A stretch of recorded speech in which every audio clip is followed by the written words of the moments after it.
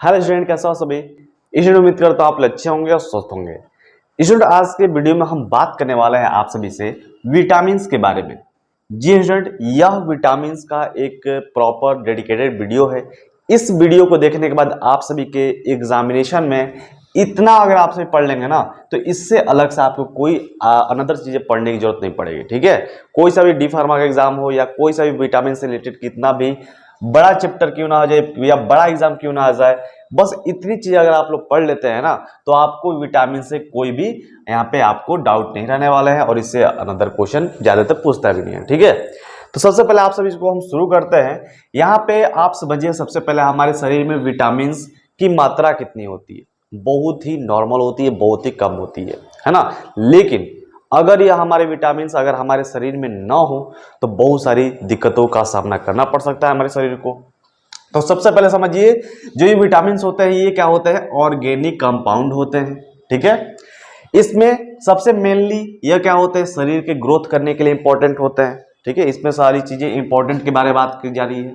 उसके बारे अगर विटामिन आपके शरीर में अगर होती है तो आपकी जो इम्यूनिटी है या इम्यून सिस्टम जिसे बोलते हैं, जो आपके कार्य प्रतिरोधक क्षमता जिसे बोलते हैं ना, रोग प्रतिरोधक क्षमता, उसको है ना मजबूत करती है, स्किन को डेवलप करती है, बोन को मजबूत करती है और आपके ब्रेन को भी है ना सुचारू रूप से चलाने में, सोचने में, समझने में ये काम आती है।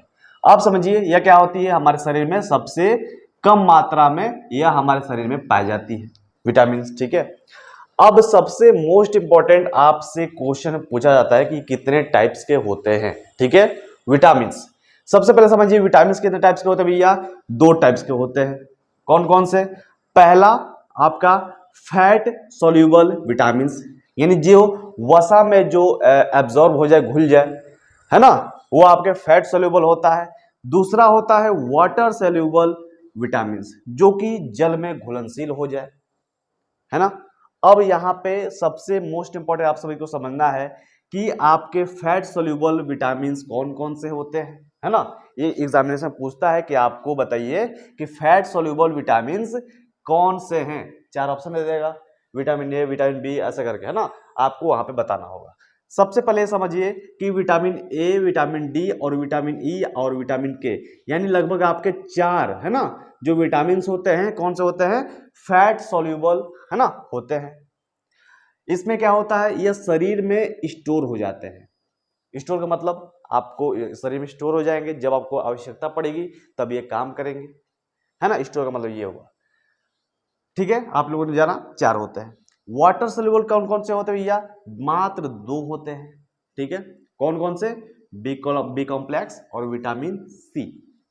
ठीक है, यह स्टोर नहीं होते हैं, यह हमको डेली बेसिस पे ग्रहण करना पड़ता है ना। देखिए यह शरीर में क्या होता है, स्टोर नहीं हो पाते हैं, है ना। जैसे कि आपका फैट सोल्यूबल विटामिन था, वह स्टोर हो जाता था, लेकिन ये आपके स्टोर नहीं होंगे। यह क्या होता है, इसलिए हमको इसको डेली बेसिस पे ग्रहण करना पड़ता है, खाने से, पानी से, ये सब चीजें से। ठीक है, तो ये आपका वाटर सोल्यूबल विटामिन हो जाते हैं। कौन कौन से होते हैं ये भी आपको बताएंगे। ठीक है, पहले यहाँ पे समझिए, देखिए कौन सा विटामिन, है ना, कहां से मिलता है। मोस्ट इंपॉर्टेंट स्टूडेंट, यहां से क्वेश्चन बनता है आपके एग्जामिनेशन में, इसलिए आपसे ध्यान से पढ़िएगा, ध्यान समझिए। आप पेन और कॉपी लेकर बैठिएगा, इसको नोट भी करते रहिएगा, है ना, क्योंकि विटामिन को यहाँ से मतलब आपको बहुत अच्छी चीजें आप मिलेगी, है ना। समझिए विटामिन ए, पहला देखिए, विटामिन ए कहाँ कहाँ से मिलता है भैया, जैसे आप गाजर खाते हैं वहां से विटामिन ए मिलता है, पालक खाते हैं, दूध पीते हैं, यहाँ से कई सारे स्टूडेंट, कई सारे बच्चे दूध नहीं पीते हैं, तो वहां से आपको गाजर और पालक से आपको विटामिन ए का मिल जाता है। ठीक है, बात करते हैं विटामिन डी की, तो विटामिन डी आपका धूप से मिलता है। आप जाइए, ज्यादातर ठंडी के दिनों में बाहर से लोग आपके धूप लेते हैं, विटामिन डी लेते हैं। फिर उसके बाद मछली में और दूध में, है ना। आप अगर डेली बेसिस पे मात्र एक गिलास अगर दूध पीते हैं ना, तो आपको विटामिन की कमी नहीं होती है, क्योंकि ज्यादातर सारे ही विटामिन आपके ना दूध में पाए जाते हैं।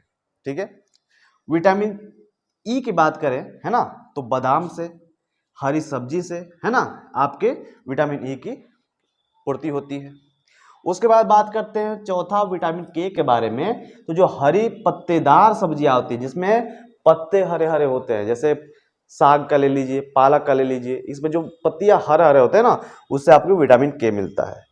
उसी तरीके से विटामिन सी कहाँ से मिलता है? नींबू के रस से मिलता है, संतरा से मिलता है ना, फिर आंवला से मिलता है। ये 3 प्रोसेस आपके होते हैं विटामिन सी के एब्जॉर्प्शन के। विटामिन सी आपसे यहाँ से मिलते हैं। विटामिन बी कॉम्प्लेक्स कहाँ से मिलता है? अंडा से मिलता है, दाल से मिलता है, ब्राउनी ब्रेड, जो जिम जाते हैं लड़के वो ब्राउनी ब्रेड खाते हैं ज्यादातर, आप लोग जानते होंगे। और दूध से आपके बी कॉम्प्लेक्स मिलता है, विटामिन बी कॉम्प्लेक्स। ठीक है, यहां तक आपने समझा।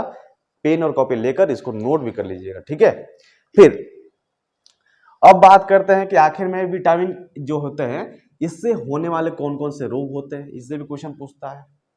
मुख्यतः आपके 4 होते हैं ना, 4 इसी से पूछता है और कई से ज्यादा से नहीं पूछता है। ठीक है, विटामिन ए की कमी से कौन सा रोग होता है?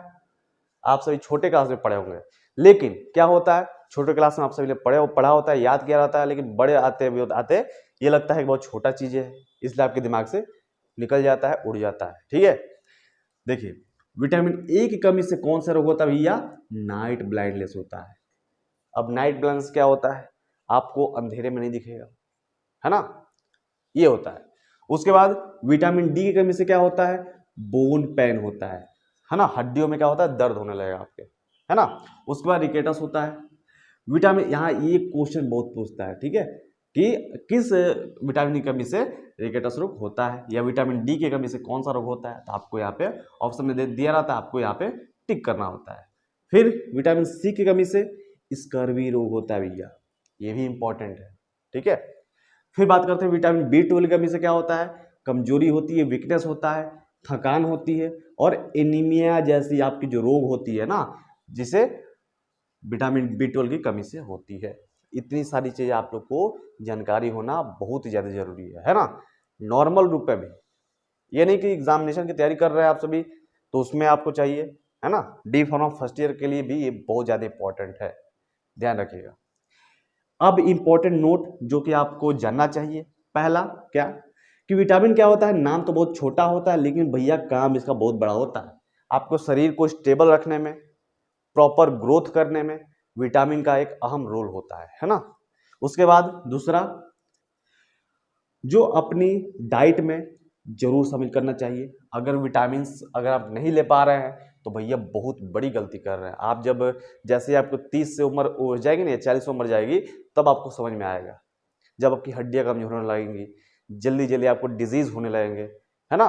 विटामिन का भी से कई सारे डिजीज होते हैं ना, इसलिए आपको यहाँ पे ध्यान रखना होगा। सप्लीमेंट तो भैया लीजिएगा मत। कई सारे ऐसे लोग होते हैं जो सप्लीमेंट लेने लगते हैं, दवा लेने लगते हैं, ड्रग्स लेने लगते हैं, वो मत करिएगा, है ना। क्यों? क्योंकि विटामिन का सबसे अच्छा स्रोत होता है सबसे अच्छा स्रोत संतुलित आहार। अगर आप समय से खाना खाते हैं, समय से आहार अपने शरीर में लेते हैं प्रॉपर रूप से, जंक फूड वगैरह नहीं लेते हैं, तो यहाँ पे आपको विटामिन सी की कमी बहुत ज्यादा कम होगी और आप स्वस्थ रहेंगे। तो स्टूडेंट, इतनी सारी चीजें अगर आप लोगों ने नोट कर ली होगी, दिमाग में बैठा लेंगे, तो यहाँ से उम्मीद करता हूँ कि इससे हटके तो कोई क्वेश्चन नहीं पूछता है। ठीक है, तो उम्मीद करता हूँ आपकी वीडियो अच्छी लगी। अगर वीडियो अच्छी लगी हो तो एक लाइक जरूर कर दीजिएगा, और चैनल को सब्सक्राइब करके बेल आइकन को प्रेस जरूर कर लीजिएगा।